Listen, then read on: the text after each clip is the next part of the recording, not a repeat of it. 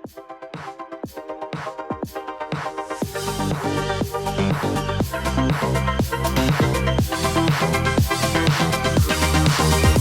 everyone, welcome to Trail Talk. Thanks for joining us for our trail and ultra running show. This week I've got Ricki joining us to run through some of the news, and then we're jumping into an interview with course record holder, first place at this year's Tor Des Geants, Katharina Hartmuth. So I'm really excited to chat with Katharina. But before we get there, let's go and unpack some of the news with our guy Ricki Wynne. Ricki, how's it going? Good to see you. Good to see you, man. Yeah, great to catch up. A few things in the news this week, in the trail running news, I think we need to just dig into a little bit. UTMB Whistler. Not a year ago, we were moaning about UTMB and Ironman and UTMB North America, let's say that, and the cock-up that they made at Whistler. Well, a year on, the race has been run. I wouldn't say it was an amazing event or there was a particular list of top athletes performing at it, but they had a couple of thousand people there. They pulled off the event and nobody's saying anything bad about it. We know a couple of people. Previous guest Matthias Eckler was there. He ran the 100k. He said he enjoyed it. So, like, success for them. They'll build on that, right? Yeah, definitely. And I don't hear anything. There was so much. I don't want to call it hype, but there was so much controversy about this event a year ago, and it went off. And I've heard very little, only that it went okay, it went well. There was a winner. There was lots of people there. But other than that, there was nothing. You know what I mean? You'd be expecting like a bombshell, or you'd be expecting riots or parades down the street or something. But there's been nothing. So again, it's just something that went off without a hitch. It looks like it's a race that they're going to build on next year. So no problem, right? Yeah, probably an initial 3-year period to let the event grow. So I think it probably went as well as they could have expected, considering where it was a year ago. And then another World Series event that's made the news. We've been posting it on the gram. The Mauritius by UTMB. Terrible name for a start. Like country by UTMB. It kind of sounds a bit weird. That event happened. 700, nearly 800 participants on entries across 3 or 4 distances. Super low numbers. I mean, if you look at the 100 mile and the 100k, we're talking like 100 or so people. Just absolutely really small event. So the organizers have made the decision to break away from UTMB after this first running.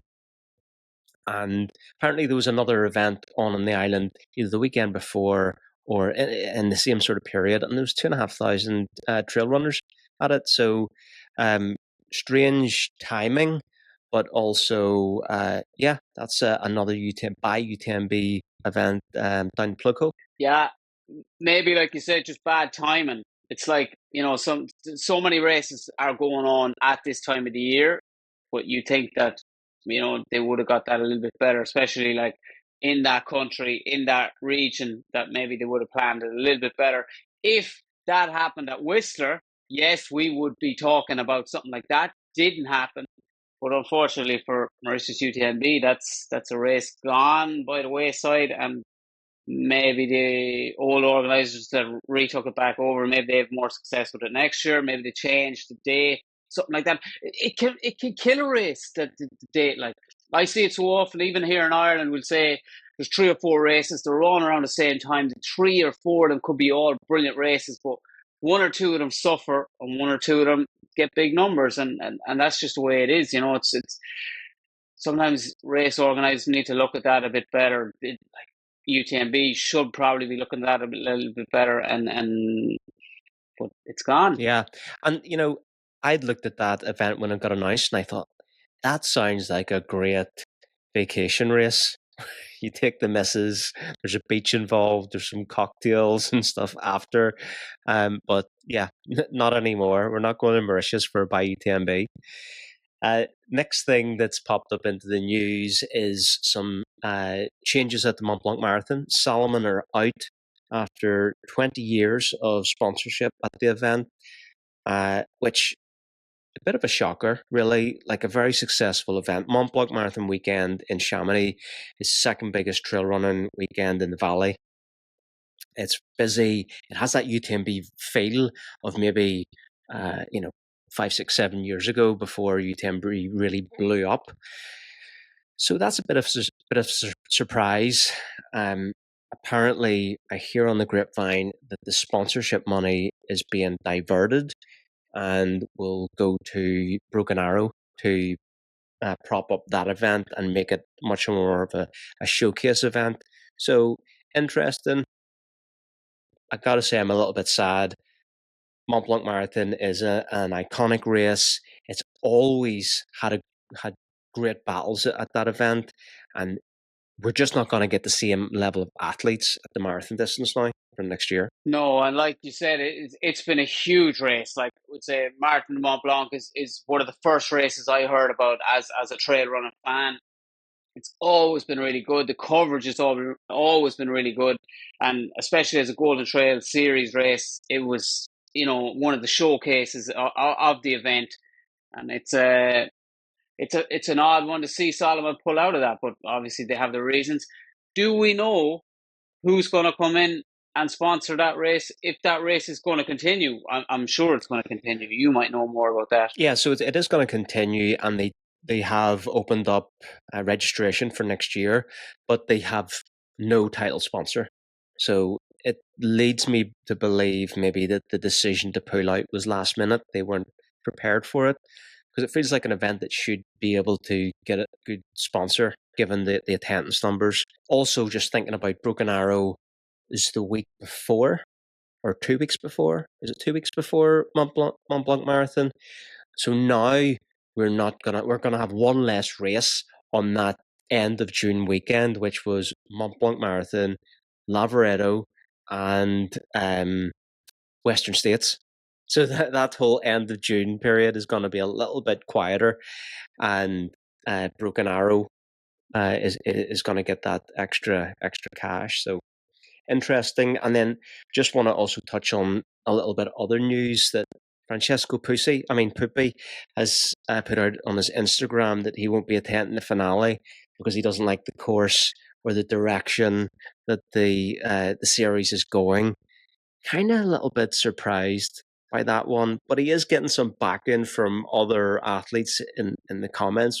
What did you make of this bit of news? I saw just something that Francesco did. Francesco went out with a few other fantastic trail runners last week or maybe the week before, and they were checking out the course. And when they got to the end, they were kind of going, "Is this actually how we're finishing this race?" They were saying that it was off trail, it was unrunnable, it was a terrible direction to finish the race on, and he wasn't happy about that. But now he's after like taking it from a little bit of a moan to a full blown moan, and now he's saying he's not going to do it. But like you said, he is getting big backing in the comments. I was reading some of the comments, and a lot of people are saying it's great to hear somebody speak out about it. That they're glad somebody spoke out about it, especially someone on Francesco's level. So obviously he has his reasons, So, and I'm a big fan. I'm a big fan of him. I think he's a bit of a beast, and I'm just interested to see what will happen. We'll say with other athletes, will they go the same way that he's thinking? Yeah, so I think I saw Caitlin Felder saying similar that she wouldn't be attending, and it was similar sort of reasoning, and that's kind of right in her wheelhouse, that type of event.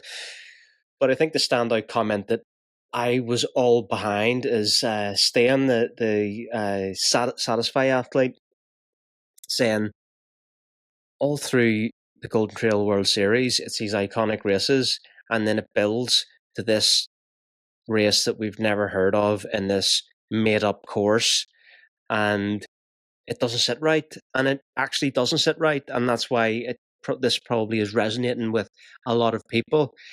We know that Greg is trying to make this flower format a thing because he thinks that, look, if we nail this race format, this is the format that is most likely to be put forward for the Olympics. So there is a method to his madness, but maybe the execution isn't good. Yeah, like you said, you have all these top races. You have all the races in the Gold Trail Series. They're all super exciting. The courses are legit. The courses are fast, and then they finish it on this kind of, I don't know, let's call it a half-arsed course, because it's not well thought out. It's obviously not a great trail if someone like Francesco is giving out about it, So you're wondering, why are they picking this? Is it just because there's more money been thrown around for the final? Would it be something like that? It's in the Austrian side of Switzerland, or it's in that Austria-Switzerland area. So I can't think it's because there's more money coming at it from there. So I'm kind of not sure why they picked that area, but it does make you think, like, bring back Limone Extreme. What about that Yeah. as the finale? I was at that. I think it was like 10 years ago, 2014, at the Skyrunning final. Whenever that, because that used to be like the end of European racing season, middle of October then, and like, that was an amazing course. And yeah, something doesn't sit right, but I'm kind of glad that he spoke up, because let's see what happens. Let's see what happens. Yeah. Yeah. Yeah. Next bit of news, friend of the show, we have to say that, David Hedges, new Whirl FKT, which is Wasatch Ultimate Ridge link up. Pretty gnarly kind of route. The stats actually don't do it justice. If you see some of the drone footage and stuff, it's super like rugged. A lot of it off trail. Obviously, it's a ridge link up, so I mean, what type of trail are you gonna get on a ridge? But 60K, 6,500 meters of vert, and I think he did it in 14:07, which was just over 30 minutes under the previous FKT. So that's right in his wheelhouse. What do you think of that run? Yeah, again, if you're just looking at stats, like if you're looking at distance and vert, there's nothing that exciting about it. You're kind of going, yeah, sure, that doesn't even sound like that much. But that course is really technical, really gnarly, unrunnable, really. And to do it in such a fast time is super impressive. Yeah. So again, it's another brilliant FKT for David. He's the king of FKTs as well. He's just a beast. Yeah, and supported out there by Jack Kunzel and his partner Anna De Monte. And that was actually one of the best ways to follow it along, was Jack's stories during, so that was fun. So, I mean, that brings us to our whistle-stop tour of the news for this episode. And we now have an interview coming with Katharina Hartmuth, course record holder, winner at Tor Des Geants this year. 79 hours, 10 minutes, lights to flag finish. I would like to say she walked it. It looked like she walked it. There was lots of highs and lows, but she had an amazing race. So let's go over and run the interview with Katharina. Katharina Hartmuth, welcome to Trail Talk. Thanks so much for joining me to talk about your year and also your Tor 330. Give us an introduction of who you are and kind of where you're calling in from. Yeah, hi everyone. Thanks so much for the invitation. Yeah, I'm a trail runner and I love running long distances. And yeah, I'm normally living in Zurich in Switzerland. I'm originally from Germany, but I've been in Switzerland for the last 10 years. Also partially due to the fact that there's mountains where you can run in. And yeah, right now I'm actually sitting in Silverton in Colorado because I'm enjoying some time off after my season and enjoying the trails over here. Yeah, it's a pretty cool place to have some time off, sitting at altitude with, I guess, 4,000 meter peaks or 3,000 meter peaks all around you. So the scenery must be amazing there. It's incredible. I mean, 3,000 meters is basically the valley. So the peaks are around 4,000 meters or more, which always takes you a couple of days to acclimatize to when you come from Zurich, which is at 400 meters. But it's amazing. This time of the year, it's just, there's the aspens that turn and get beautifully colorful. And yeah, it's just super nice to stay here. And the weather is great. I mean, I can't complain. Yeah, it's super nice. Yeah, I've seen some of the colors, the fall colors and stuff from Jason Slarb's Instagram, who's in the area as well, and it does look amazing. Let's kick things off a little bit and just set the scene.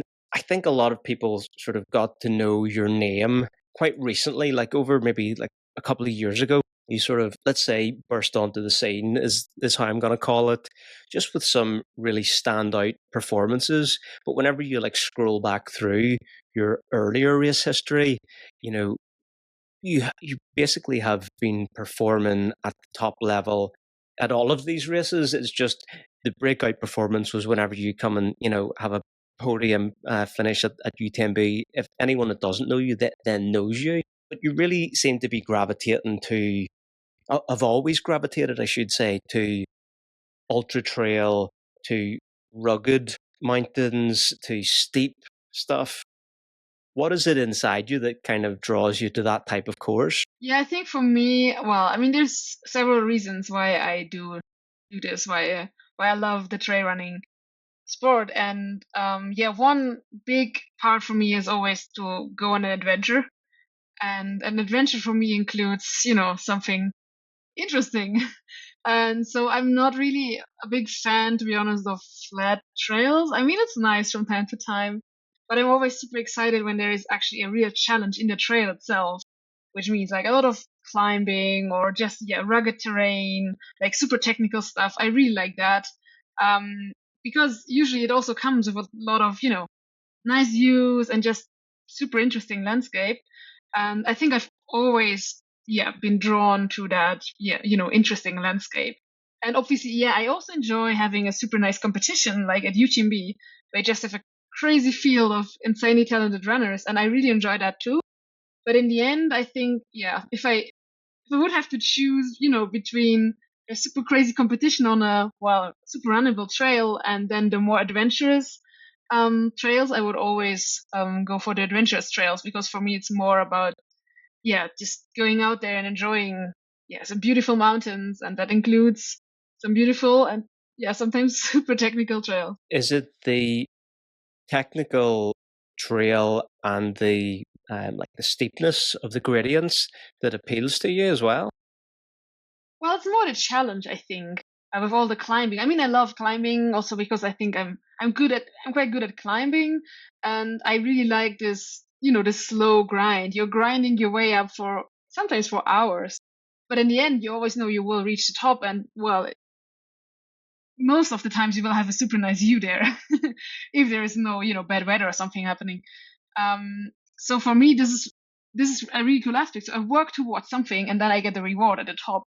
And yeah, I really like this, more like this slow grind where I mean, I still push, but it's not like, running all out for 10K.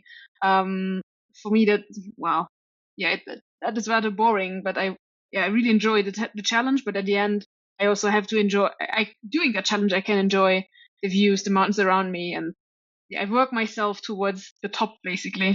Do you think that you've got more of a strength in the climbing? Yeah, I think I'm definitely the better climber than descender. I'm usually careful when I descend because, yeah, I don't want to risk something, because especially when you do these super long races, well, you can't risk everything in the downhill, because as soon as you, well, have a fall, that could end your race quite early. But in the climbing, I think I'm quite strong because, well, there it's all about energy, well, conservation and just pacing yourself. And I think that's something I'm quite good at. And I really like this slow grind. I mean, sometimes in training, I like to push myself. I like to run fast, but what I really more enjoy is this slow, long grind where it's not super intense in the moment itself, but it's just for a very long time. And I think, yeah, that's also where my strength lies. It's not the super fast stuff, or, yeah, like super fast downhill, but it's more this, yeah, this grind where it's also mentally a bit demanding. What is it with that people like the grind of the uphill? Because that's what I enjoy. I enjoy the descent as well, but like a lot of people like to lock in and grind out, 1,000-meter climb or whatever it is, and just get that rhythm going. It is really gratifying. But what do you think it is? Is it just people liking doing something that they're good at, or what is the rationale of why is it enjoyable? So I think for me, and first and foremost, it's way less stressful than running fast or doing short intervals or something like that. I really like to, because in this, it's still exhausting and it still needs a lot of energy, but it's not like this all out effort. It's more like I can take my time and I have my pace that I find where I'm like, okay, I could go with this pace now for the next 2 or 3 hours. So it is some sort of pain involved, but it's it's more like, well, it is not definitely not as hurtful as when you do short and fast stuff. And I think just having this, you are in this state of climbing and being in the same movement for several hours, and I think it allows me to more take in the landscape, to think about stuff, to reflect, to just sometimes it doesn't even feel like a training session or anything or a race, because I'm just happily walking up the mountain. And it doesn't, I think it's just, for me, it doesn't have this stress aspect somehow. And as I said before, I mean, I when you climb up a mountain, usually you are in the forest, then you are maybe in a more rocky area, then you maybe get towards a pass. So the landscape is changing all the time. It's getting more and more interesting. You get higher up, suddenly you see different mountains. Then you're at the top, again, different view. So I think that's a lot. Well, that's something I enjoy a lot, and that gives me a lot of energy as well, doing the climbs. Yeah, it's more like a combination of, okay, I'm working, I'm doing a training, or I'm in a race, but at the same time I have these other aspects like the changing landscape and just the time of Yeah, not feeling too stressed out about it, which helps. it is a real journey whenever you're just climbing through, and as you say, the various landscapes. That's a good point. You've had a couple of pretty epic seasons, back to back. We can't list years gone by because we would just be here all day. But like going back to even Worlds last year, second Eiger, you won that, second at UTMB. I don't think anyone would say anything about you pulling out of Tour last year, because people were more or less going, "What? She's doing Tour as well?" And then this year, you won at Andorra, third at Hard Rock, and then first at Tour. One of the things whenever I was thinking about this was like, it feels like Hard Rock in July at that altitude and then Tour seems like a really nice double. Like Yeah. there's a beautiful amount of time between those two races. One complements the other in so many ways. How did you feel about that as you were sort of planning your season? Yeah, definitely. I mean, I think I did never plan doing Hard Rock and Tour in the same year, but this year somehow, I got the opportunity to run Hard Rock, so I was just like, okay, sure, if I have the opportunity, I should take it. And at the same time, I already had a spot for Tour, so I thought like, well, as you said, there is enough time in between.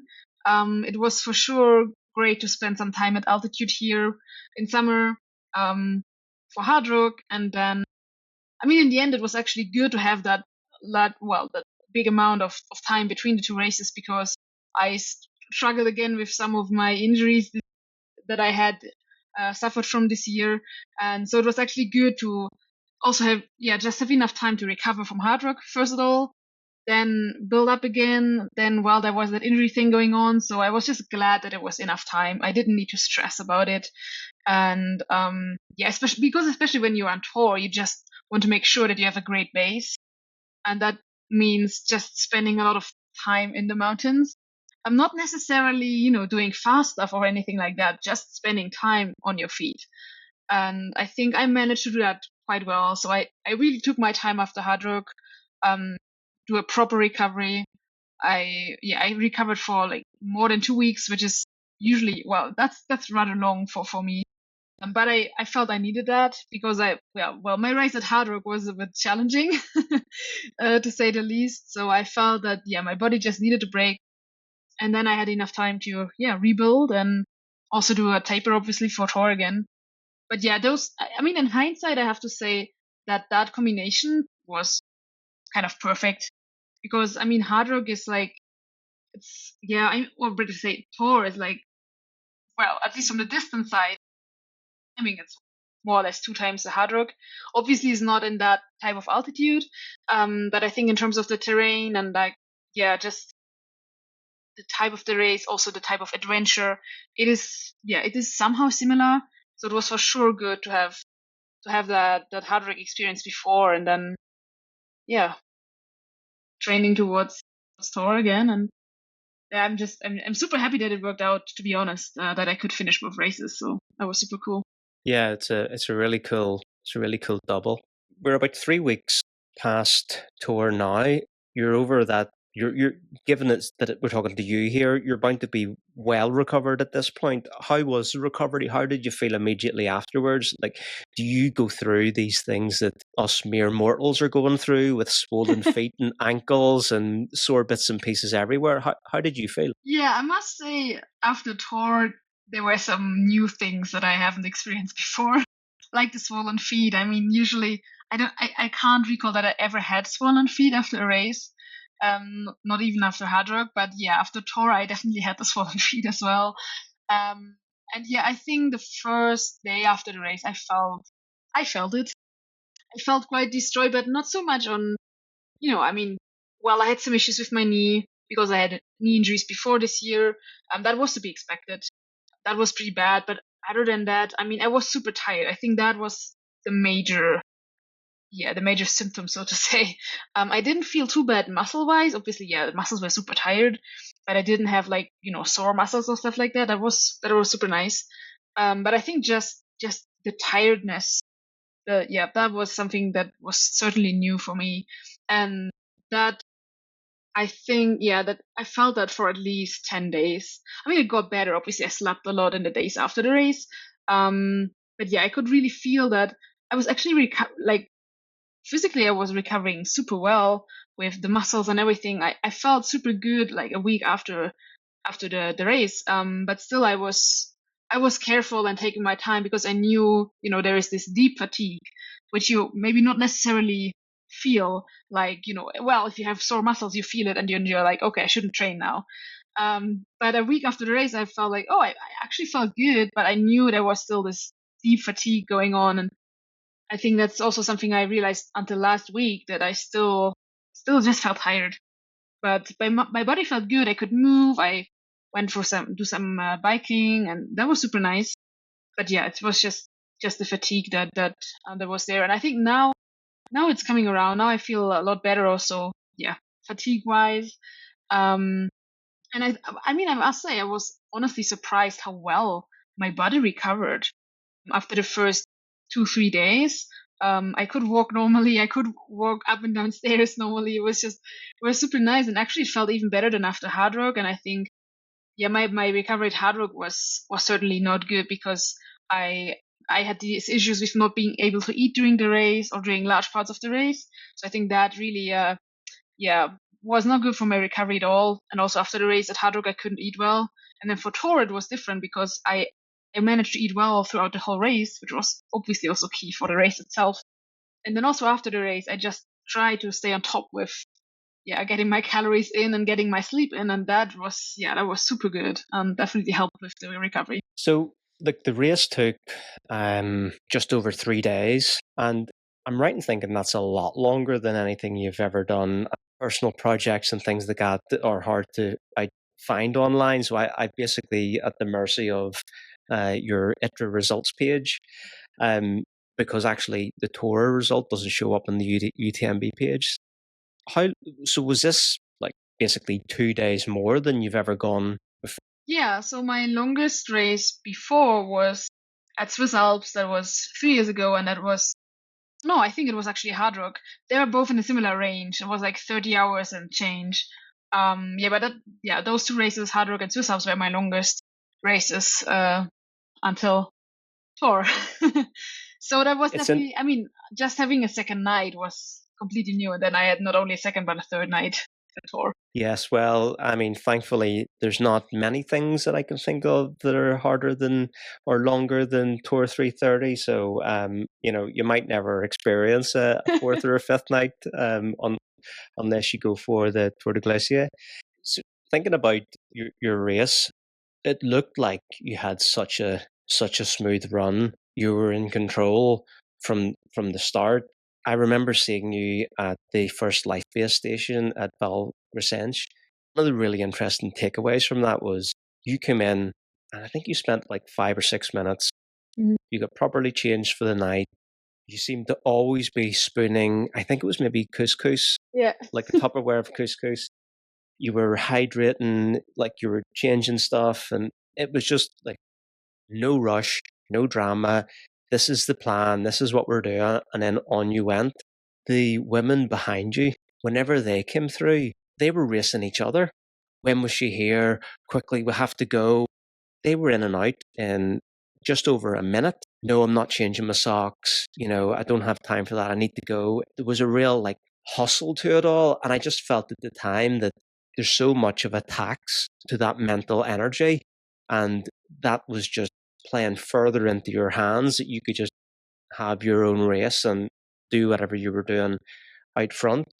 Did it feel that way to you? Like, were you just going through your plan and executing? Yeah. So, well, first of all, it's hard to have a plan for a race like Tor because it's so long, and especially as it was my first, my first race for over that distance.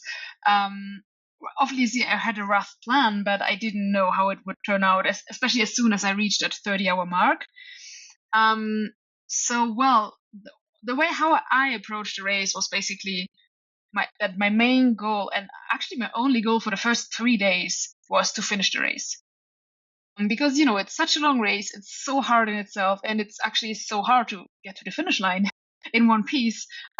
So the main plan, so to say, was just to stay calm, play it safely, and really look after myself. Because I knew that was the most important thing. Check that I eat enough, that I am, that I change clothes if I have to. Especially, in the first day, it was super wet all the time. I didn't want to risk something like hypothermia, and just avoiding all these problems that could arise and that could actually, be the end of your race at some point. Um, and I mean, I think that just this sole goal of being able to finish in the end, that yeah, that just helped me, because I wasn't racing at all for the first 3 days. Well, that sounds a bit weird, maybe because I was in front all the time. That was certainly not planned. I mean, I think I would have done exactly the same if there would have been women ahead of me. But there is no point in racing that early because so many things can happen. And, especially as soon as people start to sleep in the second and third night, everything changes again. We've seen that with the men's race.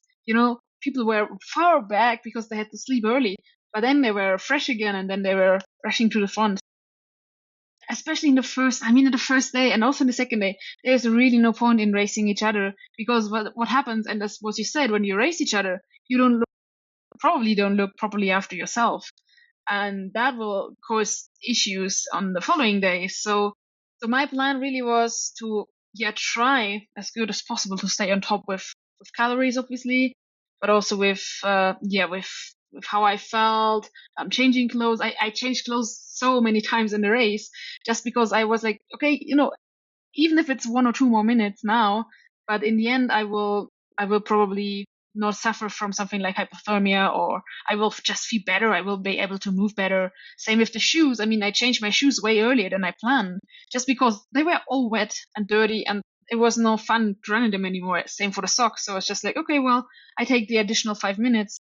And I mean, in hindsight, actually, when I finished the race, I was like, I spent so much time in the aid stations.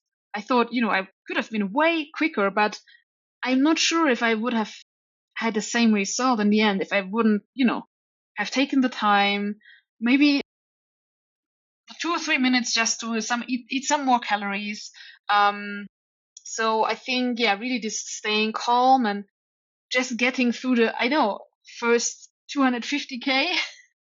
That was, for me, that was the most important. And I always had in my mind, okay, when you reach the last day, which supposedly was Wednesday, when you reach that day, then you can think about, what's possible in terms of racing. Well, when I reached that day, I was already in front, so it was not a question of, getting to the front or overtaking people anymore. But then for me, it was more about the time goal, because I had set myself a time goal, which I usually do in races, because I know usually that's the optimal time goal. And I know when I reach that time goal, then I automatically will be positioned well in the end. That was actually the same I did for UTMB last year. I was never intending to race UTMB, but I had my time goal of 25 hours. So it's just like, okay, if I can reach that time goal, if I can work towards that goal, it will be a great result anyways. But it doesn't stress me so much, or it doesn't mess with my head, because it's more a competition with myself against the clock and not so much about the others, because I can't control what the others do anyways. So yeah, that certainly helped a lot. And to be honest, I mean, I told my crew, because that's what I always do with these races. I told my crew that they should not tell me any splits, any positions, anything. Obviously, well, people told me that I'm first place, so I did know that. I did know that I was in front, but I did not know what was happening behind me, because what should I do? I mean, I can only do my race. The others do their race. I can't control what they do. But if I know what's happening behind me, that potentially causes some stress, and then maybe I do some things I wouldn't do if I just would focus on my own race. So that's usually something really important for me, to focus on my own race. And I think in a race like Tor, it was even more important. And yeah, it worked out perfectly, because I was just, on my own, doing my thing.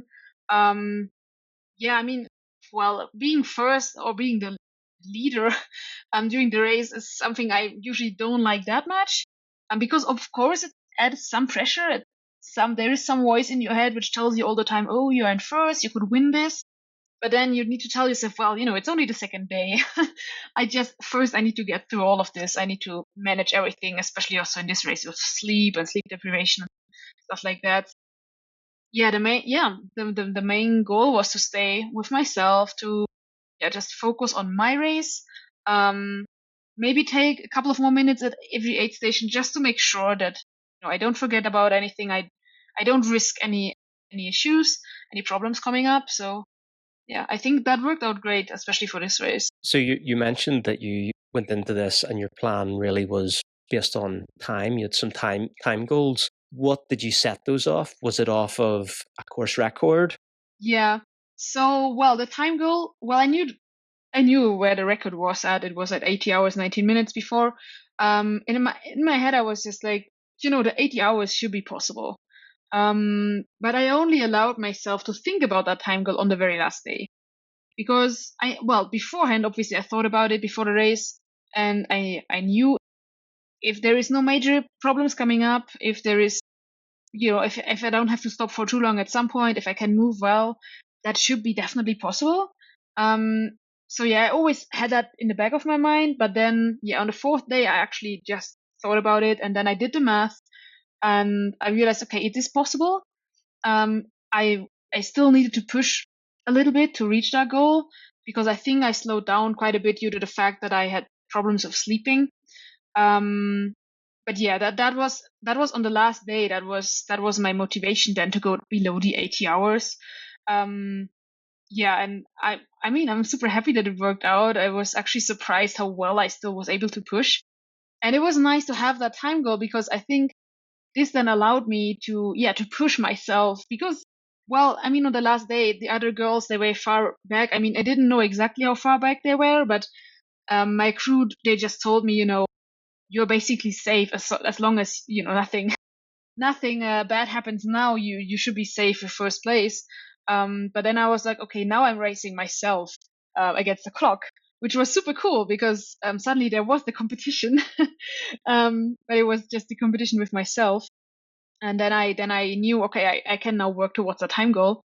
And yeah, I managed to do so. And I mean, I think that also in hindsight, looking at my race and just the fact that I played it super, super safe, that maybe I lost quite some time because of the sleep issues and everything, I still have more ambitious time goals in my head for this race.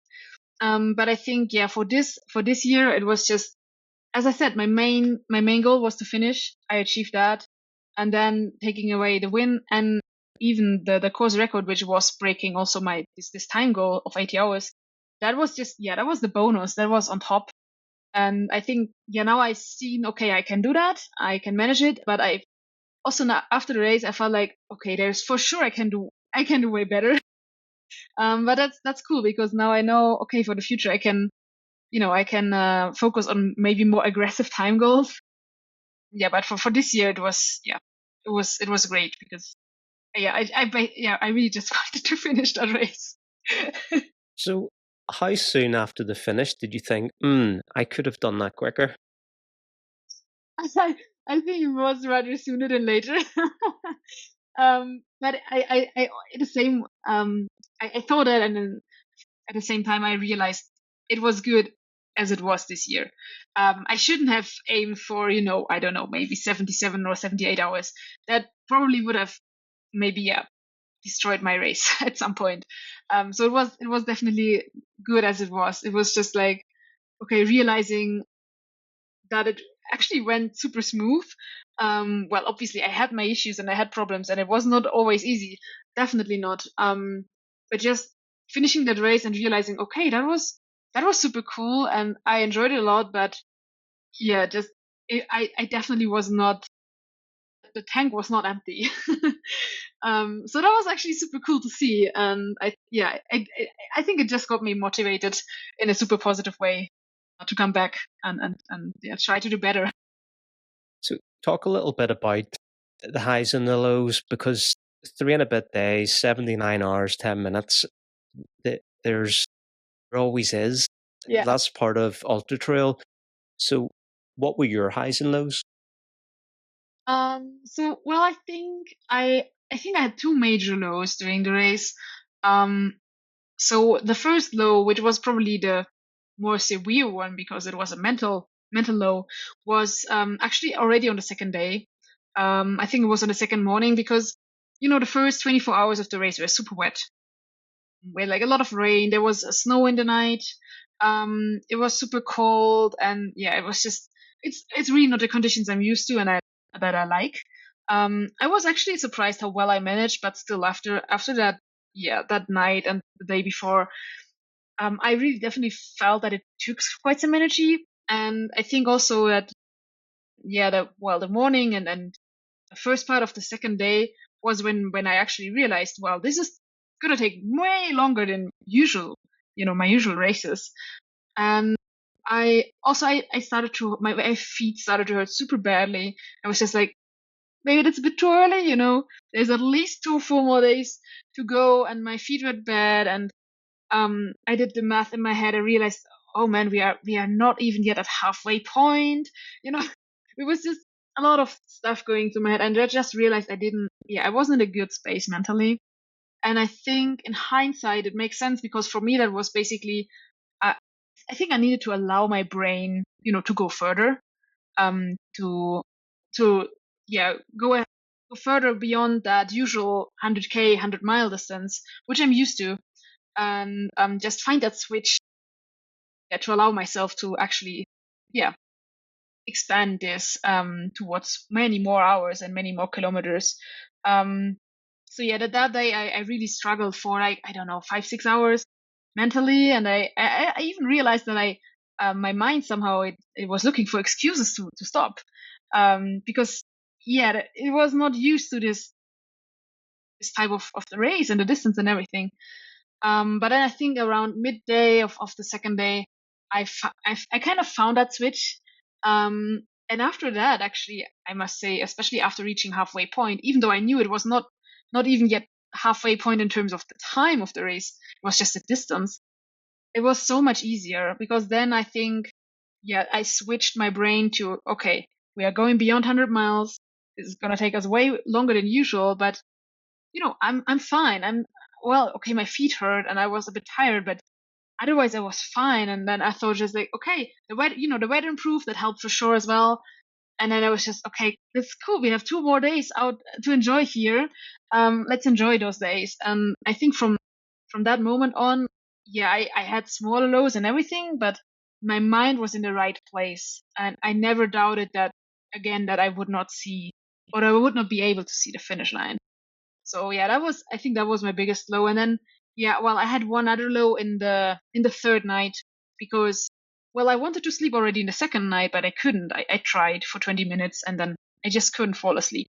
So I continued without sleep until the third night. And so basically I was like 63 hours without sleep. And I planned to sleep in the third night where I was able to see my crew again. And everything was okay. And I was actually surprised how well I was still moving.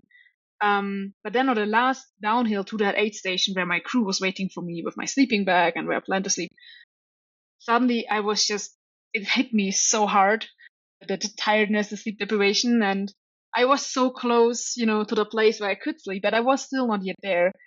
But suddenly I really felt that need to sleep. I was just like, I'm fine. I will be able to continue. I just need to sleep right now. And I've never experienced that before because I've never been awake for more than, I don't know, 40 hours before. So I was just fighting against myself to not fall asleep on the trail. And I actually had to sit down a couple of times on the trail, because I just couldn't keep moving. At the same time, I realized I should not fall asleep on the trail because it was super cold. There was a huge gap behind me, so no one would have been there to wake me up. My crew was maybe worried, so I was just. I knew it was maybe a half an hour to go to the aid station, but I was so tired.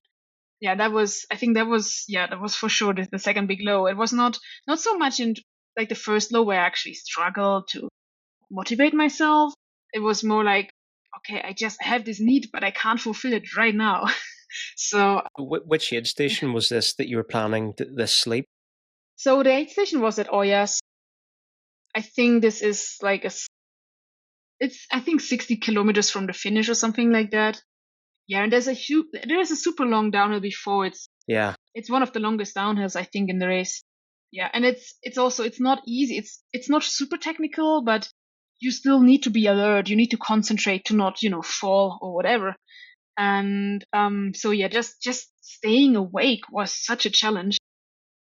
Yeah, and that was the second low point. But then finally I managed to sleep at that aid station for 45 minutes, which was also the only sleep I got during the whole race. But yeah, it was amazing. And afterwards I felt so much better and I could move better again. And then, for the last day I was set. It was good. But yeah, I think that was the two major lows. And obviously there is, smaller lows here and there when maybe you struggle to eat, or your feet hurt, or I had a big issue coming up with my shin muscle that inflamed somehow, and it was super painful on the downhills. But there was a physio who could help me.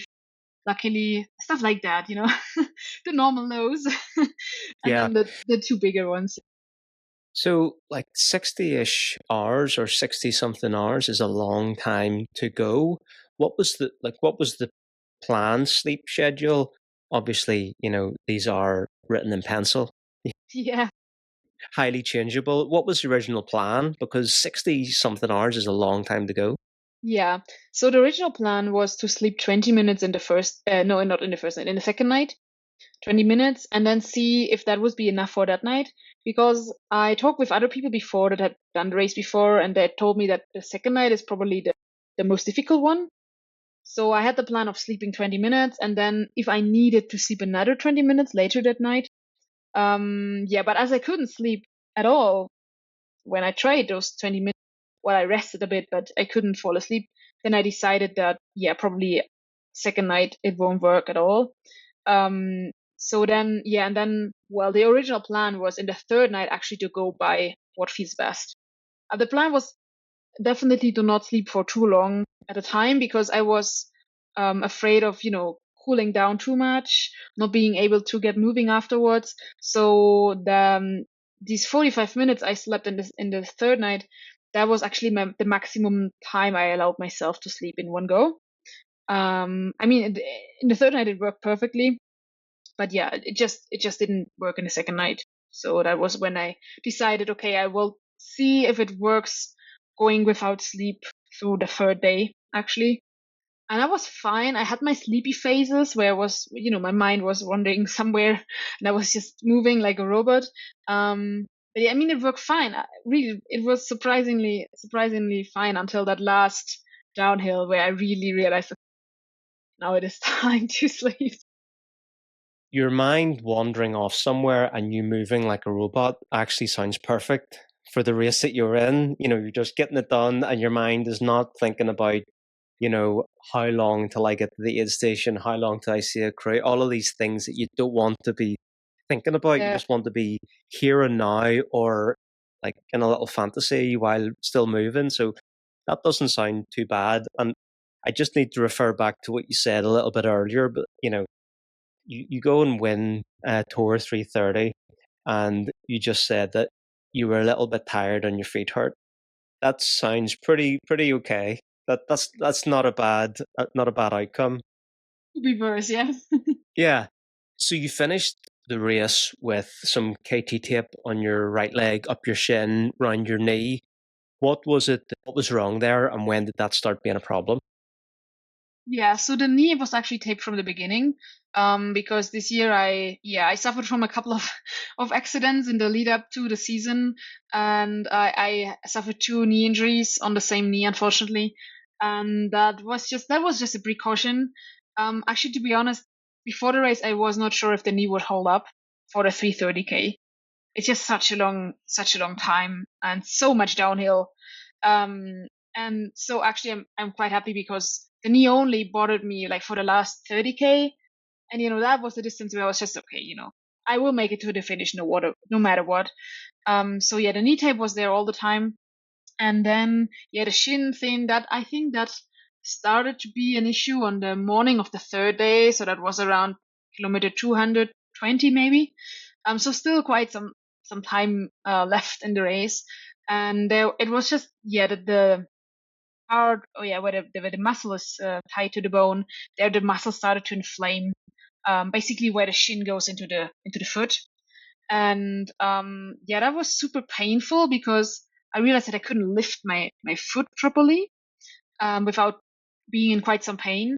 The uphills were okay, but the downhills were not great. So I did 2 downhills with that being super painful, and I realized I avoided certain movements and I was not running symmetric, and I was like, it's more than 100K to go. I should try and do something about it. And then I was at the Valtournage, which is the second to last life station, yeah, which is 100K from the finish. And luckily there was a physio, and he offered me to tape the shin, the muscle, and everything. And I was just like, okay, let's try this because it's my best option right now. And he taped it up, and yeah, that was the colorful tape all over my leg. And luckily, and I'm super thankful because it worked out perfectly. I mean, I still struggled with that niggle for the rest of the race, but it was way less painful, and yeah, it really supported the muscle and the structures. So yeah, that was very fortunate because I mean there was still so much more climbing and especially descending left, so that would have been super painful, and I think it would have slowed me down quite a bit. What, if you don't mind saying, like what was the knee injury from earlier in the season? Yeah, so I had 2 bike crashes. One bike crash was the last year in October, where I injured my kneecap. There was like a bone edema, so some issue with the bone. That healed out quite well, but then I had a second crash where I was also on my bike training and I was hit by a car in January. And then there I had some inflammation in my bursa, and that took actually quite a while, way longer than expected. And well, we think that was because of the first injury. So my knee was just had been injured a couple of months before, just had healed, and now there was a second injury. So I struggled with that for quite a long time, and then I mean I had a great build up to the season anyways, and I could run races like Hardrock, which was very unexpected, to be honest, with that history of the knee. But then after Hardrock, the knee issue unfortunately came back. So there was some inflammation again and some swelling in the knee and everything. So yeah, I had to rest a bit more than I would have wanted. And yeah, that was just, yeah, also the big unknown before my tour in general, to be honest. The big worry was the knee. I was just not sure. I was not sure if it was a super dumb idea to start a 330K race. I felt well prepared with my training, and I did a lot of strength exercises to try to avoid that knee issue coming up again, and to help with how I activated my quad muscles and everything, to just help the knee as long as possible. And I'm actually super surprised how well that worked during the race. I would have expected that the knee would have been maybe an issue already, much earlier. But luckily it was not. In the end, I felt it a lot. The first day after the race, I really had issues with my knee. And actually, we might even need to do something about it now in terms of, surgery that is probably required now in off season. But the fact that I could run and finish it with that history of the knee was, to me, it's still quite remarkable. And obviously I'm super happy that it still worked out in the end. But that knee was an issue throughout the whole season for me. It seems like the knee's still pretty good. It might need some attention. It did what it needed to this season. Quick break in the show just to thank our sponsors, TORQ Nutrition. Hit it up here, AFRN10, 10% discount. I recommend lemon drizzle, apple crumble, vanilla pod drink mix. They've just brought out some new jellies. I've been using some of those on the bike, so check them out. Link and discount code also in the description on screen. Also need to shout out GOREWEAR for the I Run Over Mountains 30. That's a 30% off discount code. Absolutely love the GOREWEAR stuff. I wear it almost every day in some capacity. So check them out. We appreciate their support. Go and use the discount codes. Back to the show. Yeah. So let's talk a little bit about your training. So coming out of last season and the great results that you had, what were the things that you identified as these are the things to work on in the off season before 2024? I think having the results I had last year, it just gave me confidence that what I was actually doing was, not too bad. Because I never had a coach. I'm self-coaching. So it's just like, okay, this seems to be working. I think for this year, I definitely, that's always my goal. In the off season is to work on my strength and everything.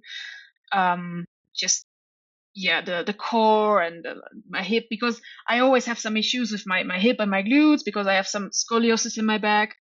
So it's always a goal of me for me to, and in off season and especially then in the winter, to go to the gym more, to just make sure I'm all stable and I do the right movements, I activate the right muscles. So that will also be a goal now for the next winter, to be honest, to work on that again. Actually for this year, because I knew I had these long races coming up with Hard Rock and Tor, it was not so much about specific speed training or stuff like that. I think it was just, first of all, expanding my base, being able to go for super long, and then just also increasing my base speed, so to say, such that I can go at a higher speed for such a long time. And then I think this year especially with these two races, it was all about climbing. Just spending a lot of time climbing, doing climb reps actually, because you go up like 1,000 meters of 1,000-meter climb and do that, I don't know, 3-4 times, stuff like Mountain that. reps. Yeah, mountain reps. Exactly. Because hill rep sounds like, like a 100, 200-meter climb. Yeah. But really big reps. A hill can be in a straight. Yeah. Exactly. Stuff like that. But actually, to be honest, I think last year I worked a lot more on specific stuff because of the World Champs was such a relatively short course for me. And also UTMB is so runnable. And that's, I always say like I'm more the hiker than the runner. Obviously I can run, but I think compared to other athletes, I'm a weaker runner compared to my hiking and speed hiking abilities. So last year I worked a lot on specific stuff and on speed and, did some track work and stuff like that. And this year it was actually, to be honest, a bit more enjoyable because it was more just about, spending the time on my feet, on the bike, whatever, just moving.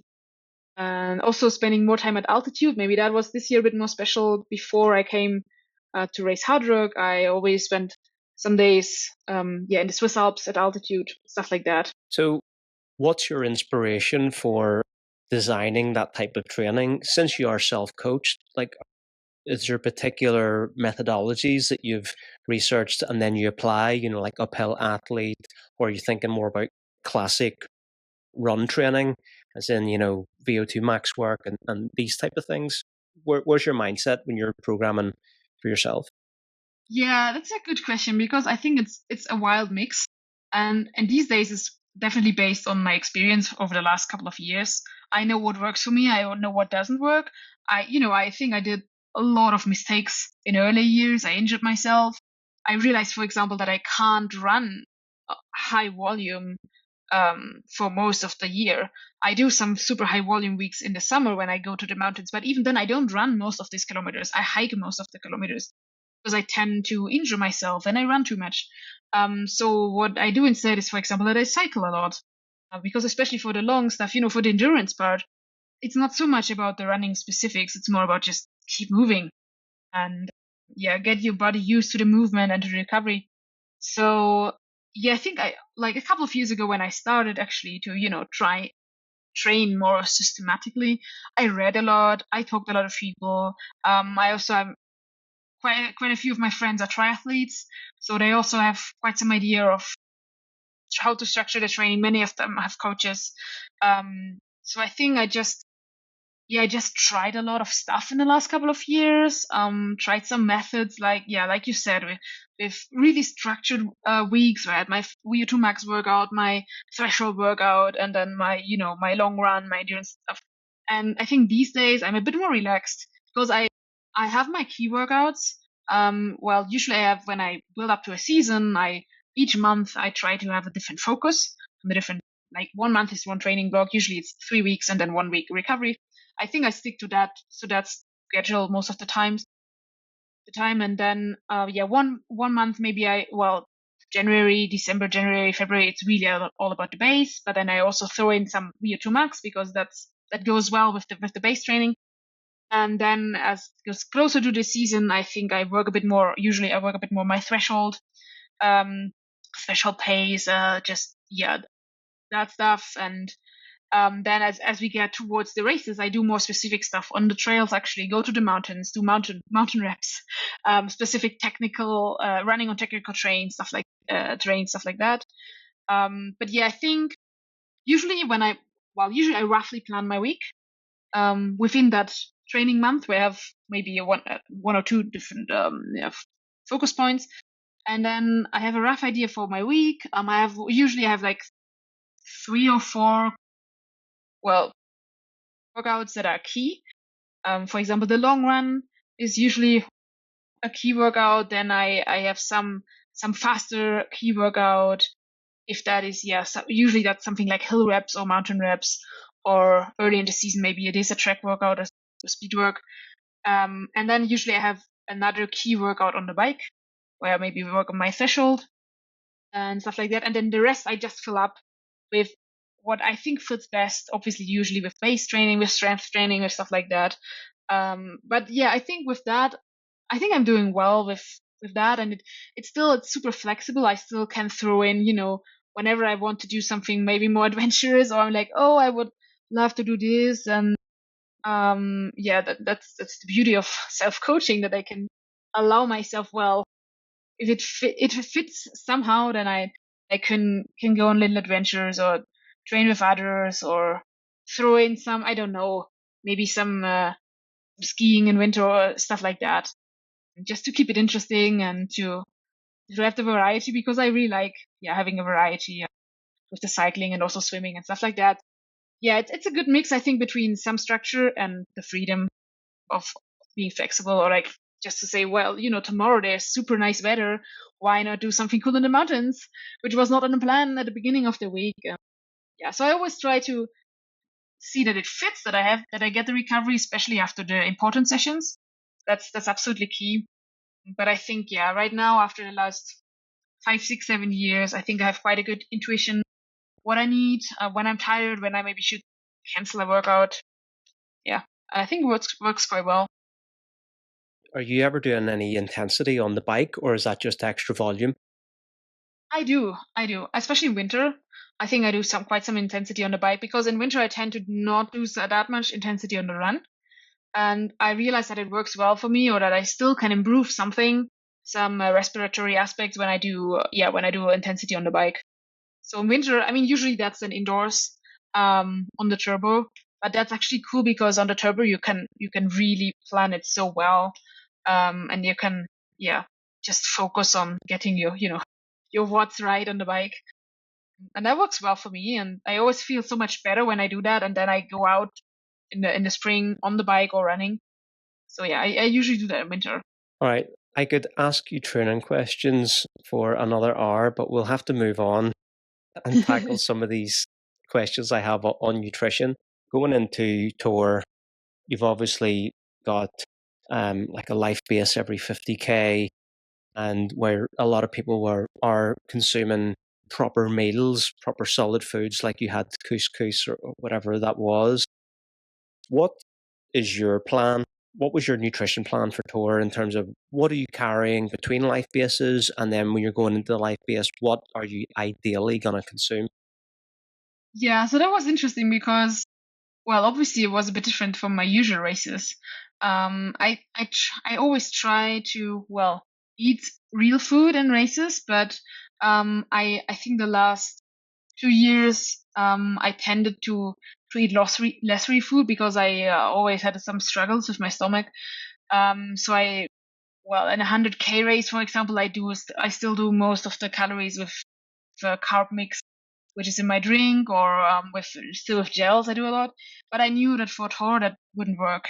So the plan was to, well, just carry the gels for emergencies and don't use them as an actual fuel source. I still had my drink mix as a big fuel source for sure. But then the goal was just to eat as much solid food as possible. And so the good thing is I knew from last year that the Tor aid stations are super well stocked. They usually have a large variety of food, and also I had a crew, so my crew brought me another variety of food items. So there was always a lot to choose from, which is great because in that moment you are there, you're just like, okay, what can I eat right now? Okay, I will eat this, and then take something with me for in between. And it worked quite well. And actually, I mean, it was funny because I only realized during the race that the thing and I didn't anticipate that before, but what worked best for me was the pasta, because they at almost every aid station, also at the mountain huts, they usually had the pasta with tomato sauce, super easy. I've never eaten pasta before in a race, so I had my own for that. My crew brought my potatoes, they brought some burritos, some stuff, but in the end, I just craved the pasta for some reason. But I also realized it worked. My body could deal with the pasta, and when I ate a bowl of pasta in a valley, then the next climb usually it just worked. So I think as soon as I realized the pasta was working for me, I was not getting sick of it at all. Yeah, I kept eating the pasta. And then obviously in between, just whatever seemed to be eatable in that moment. And I guess the obvious question here is, were you training with the pasta as well? No. So did you train at all with solid foods, or did you not train the gut, so to speak, in that sense? Of course I trained the gut, yeah, but I didn't. Well, no, I didn't anticipate that I would eat the pasta during the race, so I didn't train eating pasta before. But yeah, usually, I mean, in my training runs, I think I consume quite a lot of solid foods because usually, well, if it's a long run in the mountains, I bring a lot of solid foods because usually intensity is low or not as high. So there I definitely train the gut.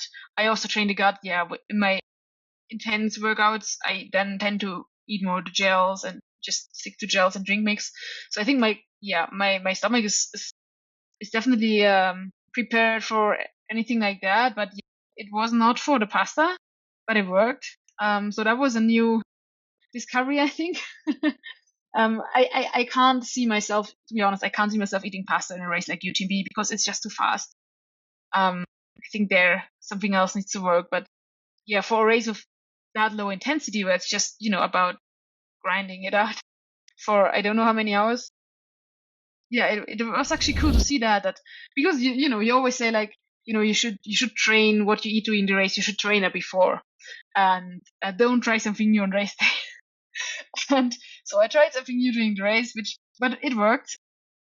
So that was nice to see. But yeah, usually before especially before the faster and shorter races, I definitely train with my race nutrition. So whenever you were saying like between life bases, you maybe having your carb drink, your drink mix, were you carrying powder and making that up as you go, or did you basically just reduce your hourly sort of carbs per hour because of the distance? Yeah. So I always had, when I saw my crew, which was usually like around every 2 to 3 hours, they gave me a new bottle of drink mix, and then I always had a bottle of drink mix and a bottle of water. And then I always had an extra bottle where there was only the powder in it. So I could just switch bottles. I just had to fill up the bottle at the next uncrewed aid station with water, and then I had the new drink mix. But I also carried solid food. I had some waffles with me, and I had some potatoes, some gummies, yeah. And that was the food for in between. And then whatever appealed to me when I reached another aid station. Yeah. Okay. All right. Interesting. So every 2 to 3 hours, that sounds very manageable and Yeah. easy, because it could be the same for many other races. Then whenever I saw you at that first life base, you were wearing the Tecton X2. Mm-hmm. And I sent a picture to my friend who's a Hoka athlete, and I said, "Is this the X2? Because I don't wear Hoka shoes." And he was like, "Yeah, it's the X2." And I was thinking, UTMB has just happened, and we saw everyone in the X2.5, and the X3 was unveiled, and all this type of stuff. So why were you wearing the X2? Well, I love the X2. I've run all my races last year in that shoe, and also this year leading up to Tor. And yeah, I mean, the thing with the X3 was, I mean, I already received 2 or 3 pairs of the X3 beforehand, but first of all, there was not much time to train in the X3. So I was just like, I rather would stick to something I already knew and I already knew it worked. And then with the X3, I mean, now I've run in it a couple of times, and for me, it's quite a different shoe. Well, they still call it the Tecton, but it changed quite a lot. And for me, actually, I think that still the Tecton X2 works better. So it was just being used to the shoe from the last couple of years, and then also just that feeling of, I think it still works better for me, and maybe I need some time with the X3, and then I will like it too. I hope so. But for now, that was certainly the safer option to at least start with the X2. I changed to the Speed Goat because I knew I didn't want to run over 200 miles in a shoe with some carbon in it. So I changed it to the Speed Goat later. But for the beginning, it was perfect. Yeah. Yeah, there was so many runners in the Speed Goat in Tor. I got to see right throughout the field, and it was by far the most popular shoe. You also had what looked like the new Hoka race pack. What's the pack like? What sort of capacity is it? And what's your feelings on that pack? Yeah, that race pack is quite new. I think we only received it in summer this year. It's very different from the last or from the previous one, because now Hoka produces the race packs by themselves, and before it was Archmax that provided the race packs, and I think it improved. Many aspects improved a lot, which is super nice. And they always ask us for feedback about the pack and what should be improved, what do we need, what are key elements. I really like the pack, to be honest. I think it has some nice features. It is, well, for a race like Tor, it is maybe a bit small. I'm not sure if it's a 6 or 8 liter. Well, it sounds a lot, but well, one issue I have with the pack is that it lacks in having a big bag. It's more several small pockets.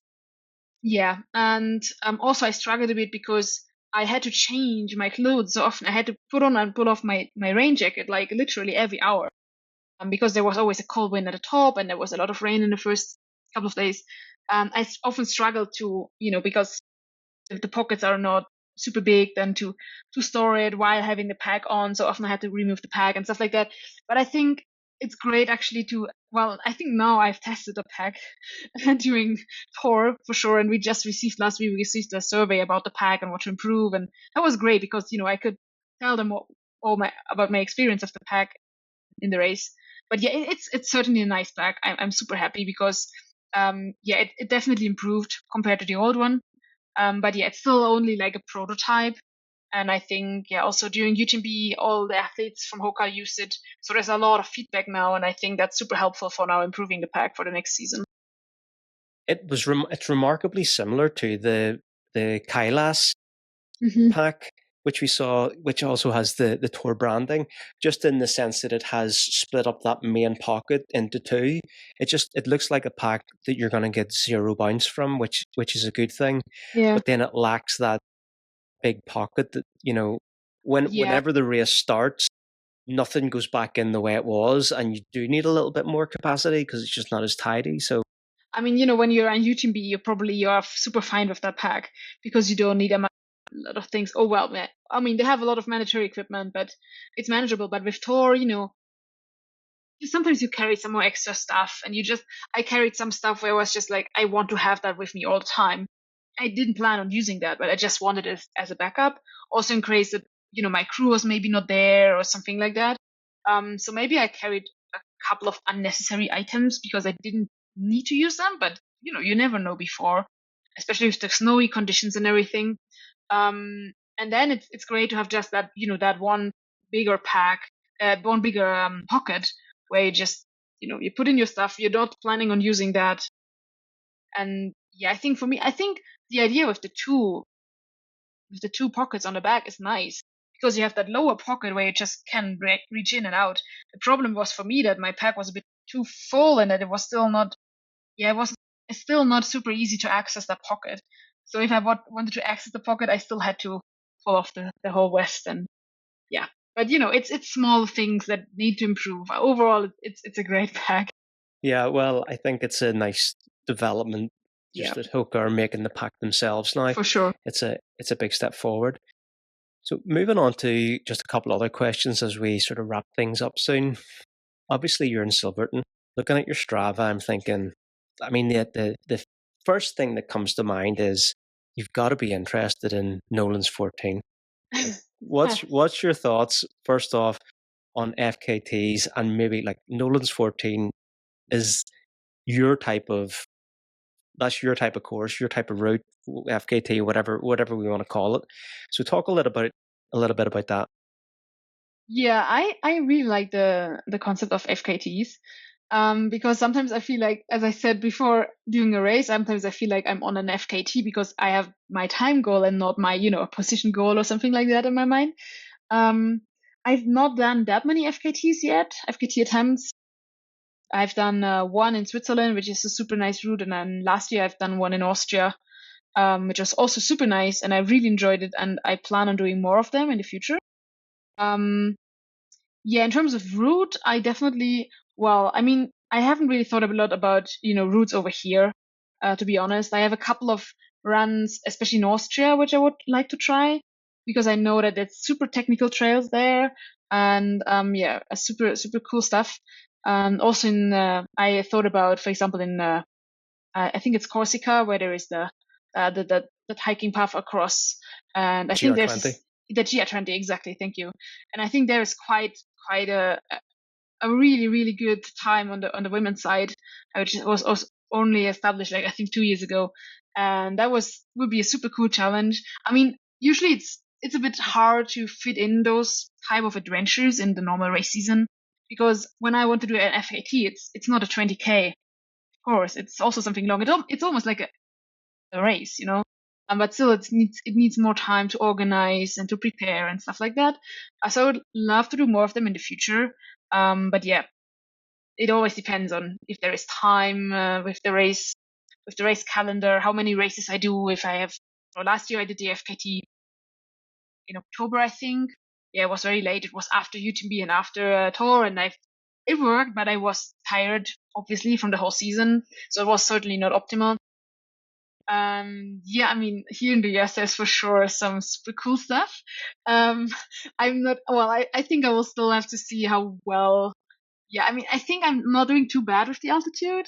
But yeah, for something like the Nolan's 14, I still need to see how well I feel actually, and if I'm confident enough in trying. And then also I have to I'm not sure about that, but I definitely prefer having having trails and not so much off trail stuff. So I think that also fits in here. So I'm not really sure if that was something that would super interest me, and doing an FKT on a course that is also off trail for a lot of time. So yeah, I haven't thought about the Lowlands yet. For sure I would love to do them one day. Maybe not necessarily as an FKT attempt, but just just do the adventure. But yeah, I'm for sure interested in the FKT because or in doing FKTs because for me that's just another challenge. And actually, it seems to be even a bit easier because I don't need to think that much about the competition going on. There is not so much stress. There's no expectations. Both of my FKTs, when I did them, I didn't tell anyone before. Well, I told people afterwards, but before it was just me and my adventure, and I really love that. So yeah, I hope that I can do more of them in the future. Yeah, and of course they're in the FKTs are in the news and a lot now after Tara Dyer's Yeah, Appalachian Trail FKT, which is amazing. So yeah, I'd love to get your kind of your take on women and endurance sports, or an ultra trail, endurance trail, whatever phrasing we want to put to it, because it feels like the longer the distance, the stronger women are. Can you talk a little bit about that? And also, do you think there's like a crossover that, where women are, hmm destined to be the quickest potentially? yeah. I think that's a super interesting topic, and I'm so like this year was just so excited for women on trail. Anyways, I mean, seeing Katie doing new course record at UTMB, and then yeah, I mean Tara's record is just it's phenomenal. I'm super stoked for her, and yeah, I think yeah, as you said, the longer the distance gets, the less it is about actual speed or like something where just men are usually stronger than women, but it's more about your mind, just keep going. It's so much more mental stuff, and I think that's where women get actually at some point they get stronger. I'm not sure if there is a crossover, and it really also depends on what type of race it is, if it is what type of terrain it is, stuff like that. But I mean, we've seen in the last couple of years there's always these long races where there is sometimes women getting the overall win, and that's super exciting. And I really hope that yeah, also what happened now this year, especially also with Tara's record, that this is just serves as a new inspiration and motivation for women, because I think especially on the women's side there's so much potential yet.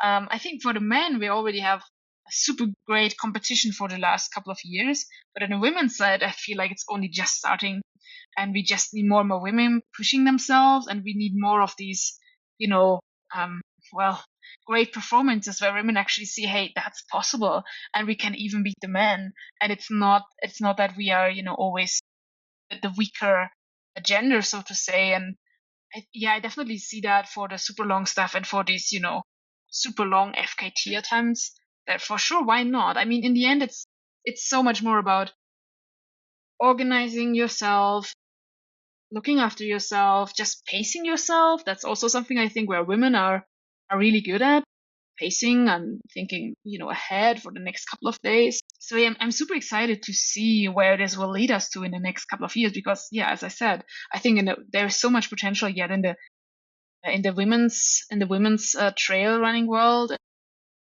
Yeah, also it's for stuff like Tor. I did now the 80-hour break, but I think I hope that this serves as a motivation for other women to try to break that record again.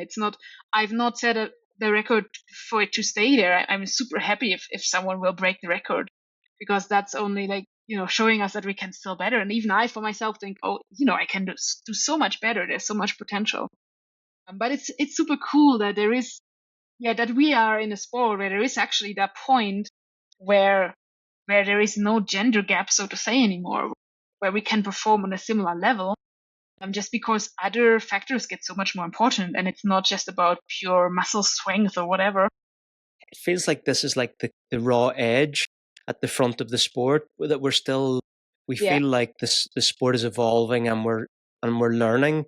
And then this year, it's felt like, women have just like blew the doors off and set some inspirational performances that will then inspire others, and it'll take another step forward. So I think like your performance at Tor will entice some women who haven't gone past the 100-mile distance to go, maybe I'll give Tor a go. That, like, Katharina looks like she was having fun out there.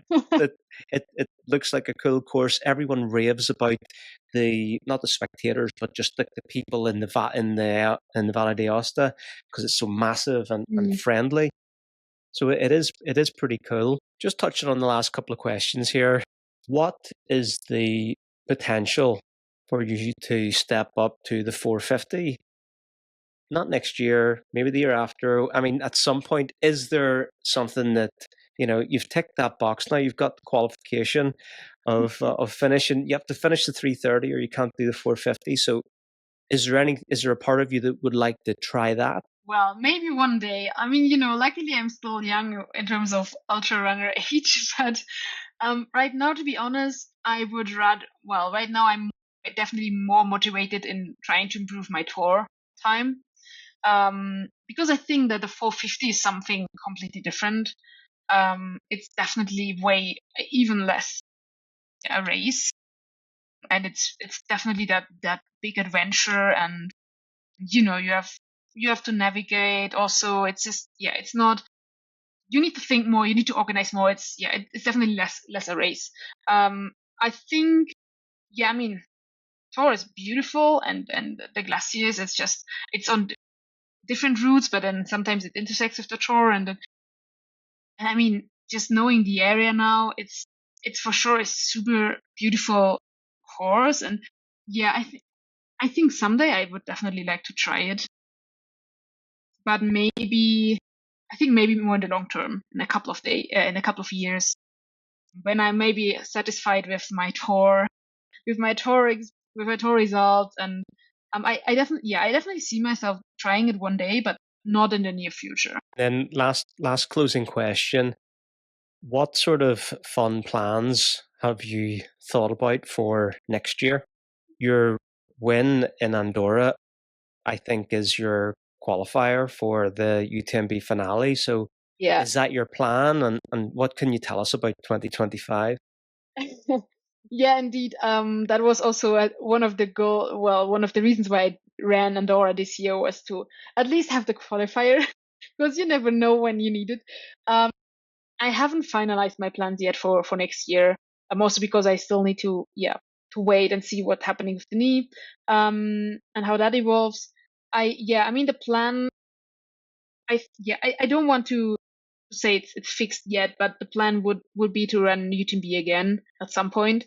If that is now next year, I'm not sure yet, but I think it could be possible to see me there next year.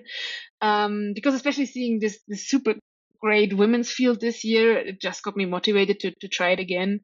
Obviously that would mean that I couldn't run the Tor next year again, because they're always somehow in the same couple of weeks, which maybe would be great. Maybe I do UTMB next year and then Tor the year after. And because I'm not that person who wants to run UTMB every year.